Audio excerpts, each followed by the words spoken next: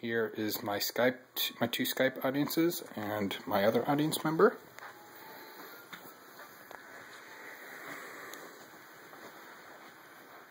And today for my persuasion speech, I will be talking about global warming and the facts and solutions that I have for global warming. So global warming has been a topic of discussion for the past 2 decades, along in the scientific world, in the general public, and also in the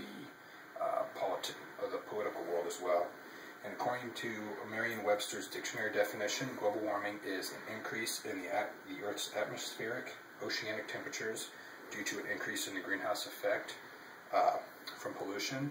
And for people who don't know what the greenhouse effect is, that is from when humans have given off carbon emissions from their cars or from other things from oil.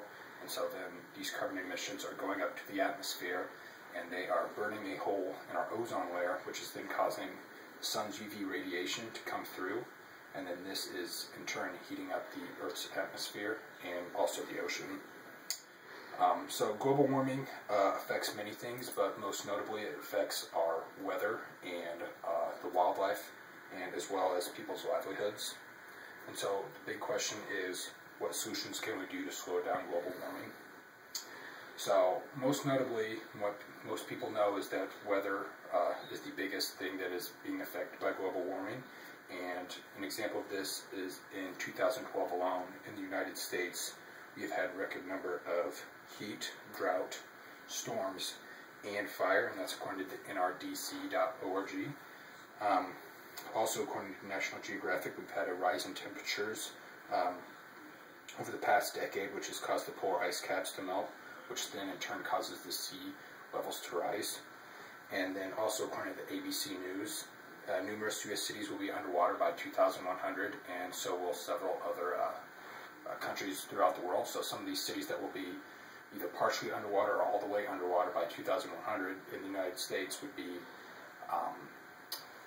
New York City, Boston, Miami, Fort Lauderdale, almost all of New Orleans, Seattle, San Francisco, and also parts of Los Angeles. Some of the countries that will be underneath water will be the Maldives, which is an island nation off the coast of India, and several hundreds of island nations in the Pacific, and Tanzania, which is a country in Africa, and almost all of the Netherlands will be underneath water as well. And so some of the wildlife that is being affected by global warming is polar bears are the main one that most people know about, and this is because they are using the polar ice, which is being melted, and they use that for hunting, and so they need the polar ice to live on and to travel through and to survive. And so without the polar ice, then polar bears will not be able to survive on land. Another thing that is being affected, wildlife that will be affected, is coral reefs are dying, and this is due to temperatures in the sea levels are rising at a fast rate, and this is stressing out the coral reefs. And so when the coral reefs die, this is also destroying all the fish and other type of wildlife that use the reefs. Another example of wildlife that is being affected by global warming is invasive species are able to survive in places where they never should be or should have. And a common example is the Burmese python, which is inhabiting parts of Florida right now. And this is a Southeast Asia species. This is a large constrictor. It can reach lengths of 25 feet and can take down many different prey items. And so this snake is being able to survive in places where it should not, and so it's slowly creeping up the coastline of the United States, and eventually, if global warming keeps on doing what it's doing, then we might even see this all the way up into Missouri and parts of other continental parts of the United States.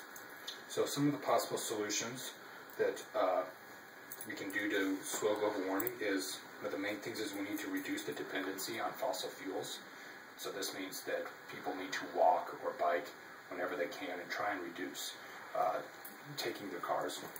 And so this will slowly reduce the amount of carbon that is being emitted into the air. Another thing that we can do is we can increase our use of clean renewable energy.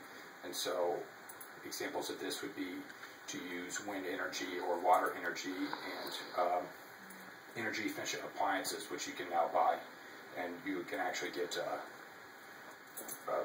you can get money back if you use those.